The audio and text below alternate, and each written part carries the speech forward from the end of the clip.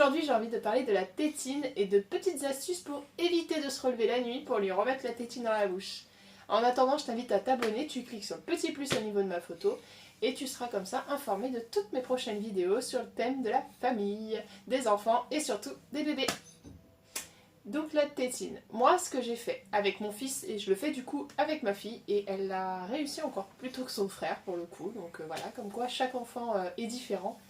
C'est qu'au lieu, quand un enfant pleure, quand un enfant râle ou quoi parce qu'il veut sa tétine, au lieu de lui mettre dans la bouche, moi je lui mettais dans sa main.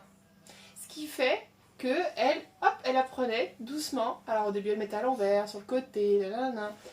Et elle a appris seule, doucement, à le mettre seule dans sa bouche. Donc, est-ce que là elle va vouloir... Oui, tiens. Donc je lui présentais dans la main. Donc là elle va l'attraper. Donc pour rappel, là elle va avoir 6 mois demain. Et donc voilà, donc elle faisait comme ça sur les côtés. Maintenant elle sait quand même pas mal la mettre toute seule. Sauf quand voilà, elle veut jouer avec. Mais vous allez voir que toute seule elle va réussir à la mettre dans sa bouche. Pour l'instant, la nuit, je dois encore lui remettre. Elle est encore en cododo, elle est à côté d'Anna, collée au mien.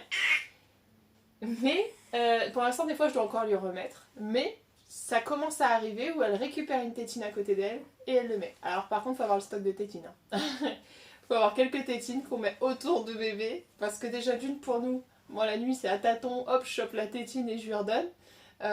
Donc il faut en avoir plusieurs, parce que s'il n'y en a qu'une, pour la trouver, des fois, on peut galérer.